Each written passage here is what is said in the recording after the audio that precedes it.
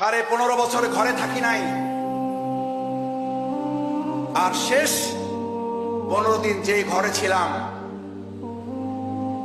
আমি বারবার বলতাম, ভাই আমারে ধরতে আসলে কিন্তু আমারে যা মারবে তার চেয়ে আপনারে বেশি মারবে। বুঝেন কিন্তু, বুঝেন কিন্তু। আমি জানি না পাশ থেকে ভাবি কিভাবে শুনছে। ভাই জবাব দেওয়ার আগে ভাবি তার পাশ থেকে, জানালার পাশ থেকে, দরজার পাশ থেকে বলছে, ভাই আপনার ভাই কি করবে জানি না, যদি আমার ঘরে কেউ অন্যায় ভাবে প্রবেশ করতে চায়, আমার এমনি 2টা দাঁড়, একটা বডি আছে। আমি বলে রেখেছি, যদি আমার ঘরে প্রবেশ করতে হয়, যদি আইনগত ভাবে আসেন ভালো, আর যদি অন্যায় ভাবে আসেন তাহলে আমার বডি এবং এই দায়ের নিচ দিয়ে আপনাদেরকে প্রবেশ করতে হবে। এইরকম মা, খালা, বাবা, চাচা, দাদা, নানি যে